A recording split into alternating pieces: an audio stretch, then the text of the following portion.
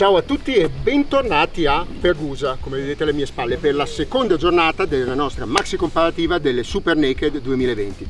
Siamo sul velocissimo tracciato di Pergusa che si snoda attorno al lago omonimo, tracciato bellissimo in provincia di Enna, perché dopo la giornata di prove in strada che adesso vi racconteremo, è venuto il momento di capire cosa possono fare queste 5 belve sull'asfalto di un circuito fra i cordoli. Ieri le abbiamo provate con le Pirelli Rosso Corsa 2 per metterle tutte sullo stesso piano, lo sapete già, le avete già riconosciute le protagoniste: Aprilia RSV4 1100 Factory, Ducati Street Fighter V4S, Kawasaki ZH2, KTM 1290 Super Duke e poi dopo MV Agusta Brutale RR1000. Quindi adesso finalmente le prendiamo, le riportiamo ai box, controlliamo le pressioni e ci lanciamo in pista a vedere che cosa sanno fare tutte queste belve con 200 e passa cavalli. Ma per voi prima facciamo un attimo un flashback, torniamo a ieri, vi raccontiamo come sono fatte e come vanno per strada. Forza!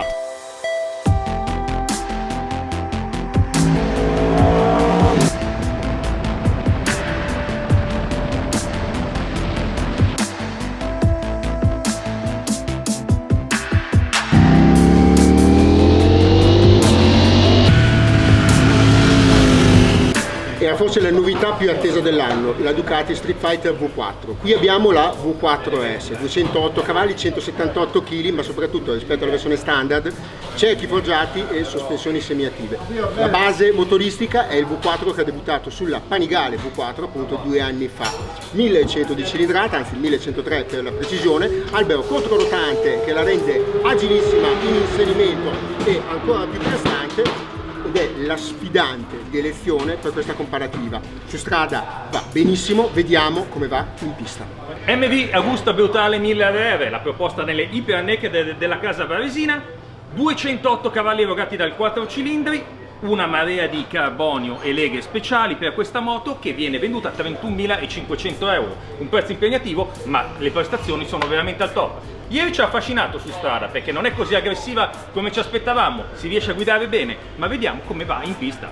E a Pergusa la Aprilia Tuono V4 1100 Factory, la versione più raffinata se vogliamo della Hyper Naked di Noale. 175 cavalli, 121 Nm e 184 kg a secco. Se vogliamo la Hyper Naked più longeva, una delle più longeve in assoluto di quelle che confrontiamo oggi, ma anche una di quelle più raffinate che ogni anno appunto si migliora. Anche quest'anno darà filo da torcere a tutte. KTM 1290 Super Duke R, siamo alla quarta generazione di The Beast, 180 cavalli, 140 Nm di coppia, su strada è veramente una iena più che una bestia. Io l'ho provata a Portimao e so che questa moto va molto bene anche in pista. 18.720 euro il suo prezzo, seguiteci! Altra grande protagonista della comparativa delle super nude non poteva essere nel 2020 la Kawasaki ZH2. Grande protagonista perché sfrutta il motore incredibile 1004 cilindri con il compressore centrifugo che abbiamo già visto sull'H2, H2R e sull'H2 da viaggio, la SX. 200 cavalli, cambio accorciato nella rapportatura finale e anche ciclistica leggermente diversa. Abbiamo sempre il telaio a traliccio in acciaio, ma adesso c'è un forcellone bibraccio al posto del monobraccio. Su strada questa moto va benissimo, è molto comoda, è un motore straripante. Vediamo come va adesso in pista a Pergusa.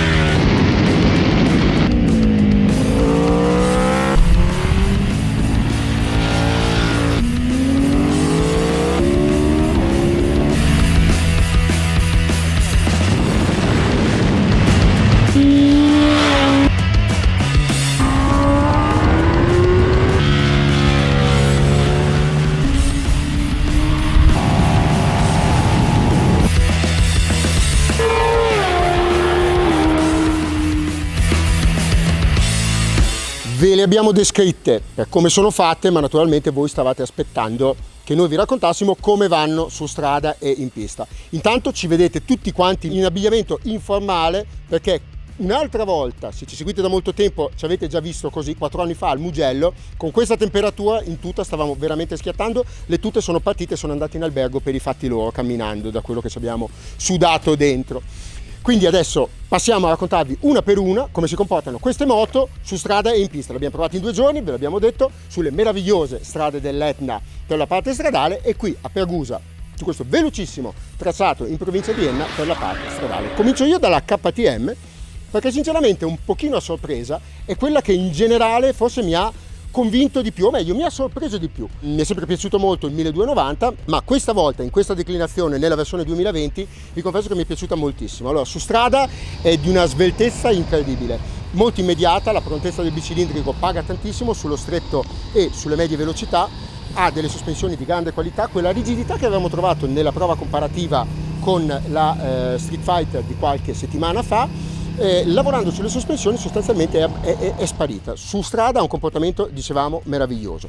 In pista questa sua sveltezza si traduce in un pochino di nervosismo, perché naturalmente sul veloce, se volete delle quote ciclistiche così rapide, dei trasferimenti di carico così marcati, si finisce per pagare un pochino il conto quando le velocità salgono. Naturalmente chi compra una Super Duke 1290 probabilmente non viene in piste come queste, ed è comunque da segnalare il fatto che con sospensioni di grande qualità come le VP Apex che ci sono sulla 1290 2020, che cosa succede? Sotto la sella trovate le indicazioni di KTM per l'assetto da pista, noi le abbiamo applicate, la moto cambia letteralmente faccia perché diventa molto più precisa, molto più rigorosa, rimane naturalmente un po' di leggerezza davantreno, ma anche su una pista meno veloce di quella di Pergusa come questa, secondo me si fa venire il mal di testa a molte moto più performanti. A questo punto però io passo la parola ad Andrea perché tocca a te raccontare la Kawasaki. Grazie Edo, mi tocca volentieri la Kawasaki, la ZH2 perché è quella più corpulenta, quindi i piloti alti stanno bene. Partiamo dal misto, dal tratto extraurbano di ieri in Sicilia, perché questa moto su strada è una stradale pura con 200 cavalli, ecco perché siamo a Pergusa, novità 2020 con una potenza che è a livello delle migliori qua nel gruppo.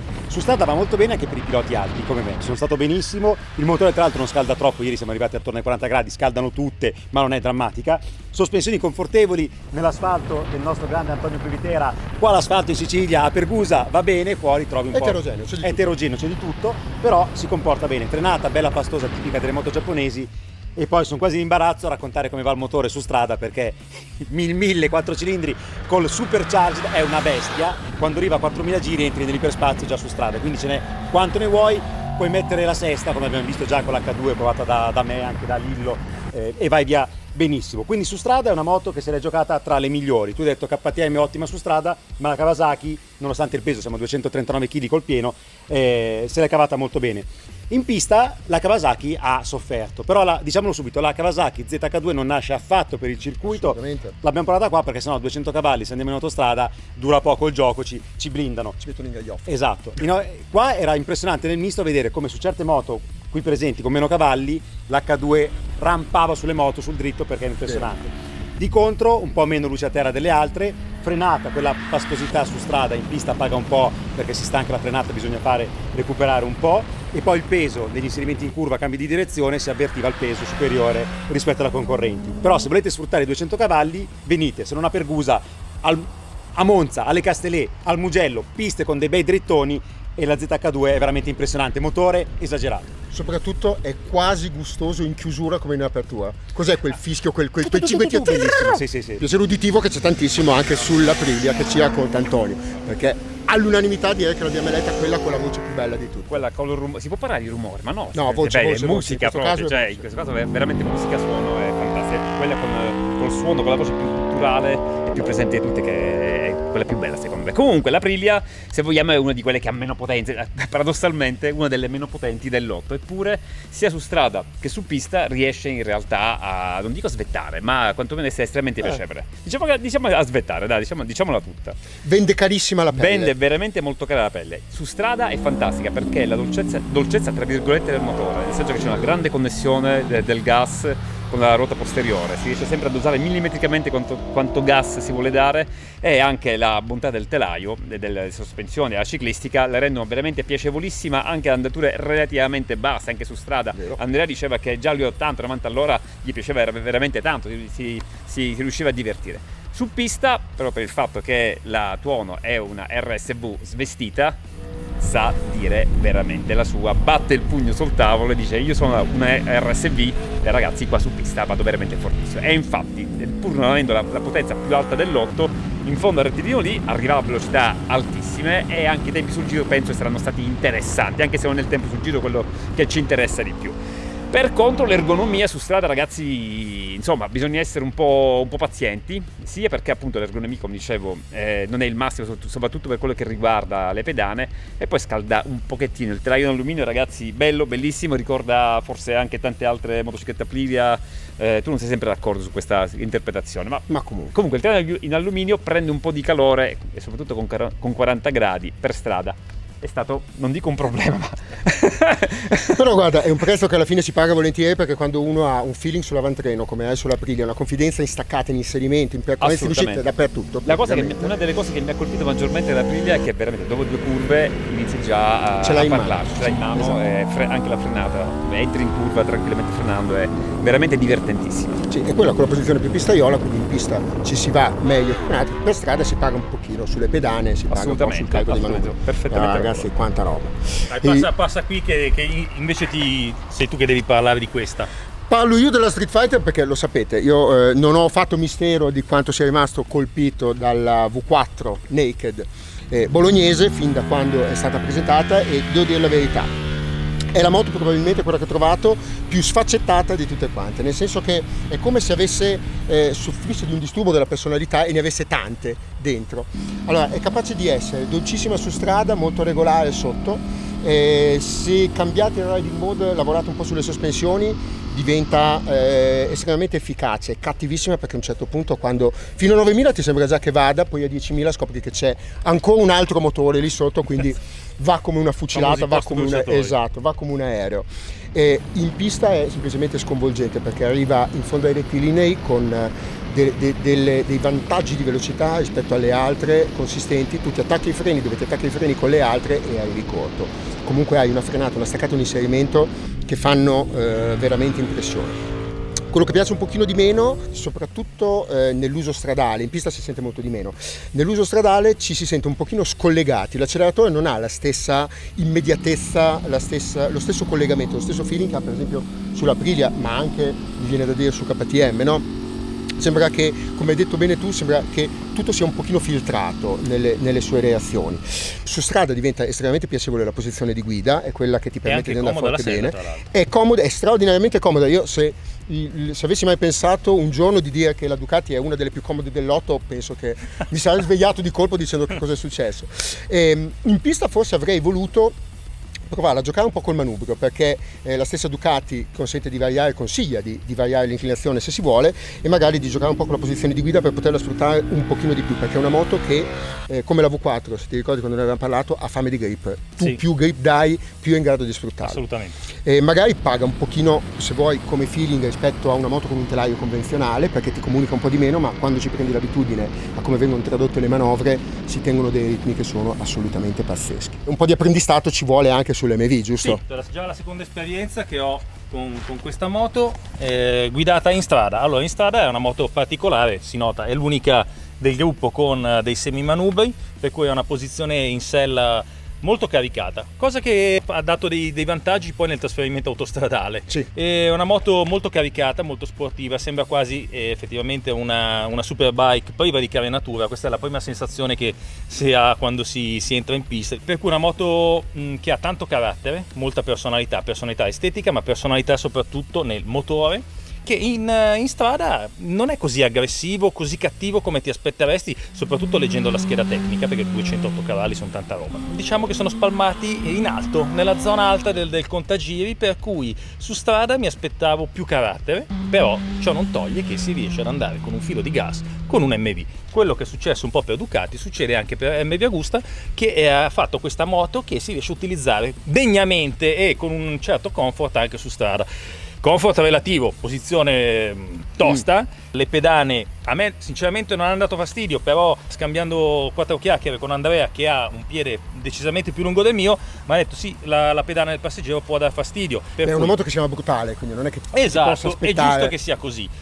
Portata in pista, io l'avevo già provata a San Martino, asfalto completamente diverso, staccate meno impegnative, soprattutto meno ondulate. In questo caso la sospensione semiattiva, che ricordo su strada non ci ha convinto al 100%, non peraltro perché i riding mode previsti sono tendono ad avere tutti degli assetti molto molto rigidi. Cioè dura, più dura e inchiodata. Per cui bisogna lavorare con la mappa custom e mollare completamente tutto. Vogliamo spezzare una lancia a favore di MV, è la prima esperienza di fatto che ha MV su una moto di questo genere. Assolutamente, è una moto veloce, completamente nuova, perché quindi... che se ne dica, il motore sì è derivato, ma tutta la moto è completamente nuova. In pista? In pista il motore inizia a girare lì in alto, per cui spinge fortissimo. Incredibile, una moto così compatta, è quella con l'interasse più compatto tra quelle della prova, e come riesca a essere veloce nei cambi di direzione, in inserimento, e stabile nei curvoni in percorrenza. Qui ci sono dei curvoni dove si buttano dentro 2-3 marce a gas spalancato. Il traction funziona discretamente bene, anzi no, direi bene. La cosa che emerge è una certa difficoltà dell'ABS.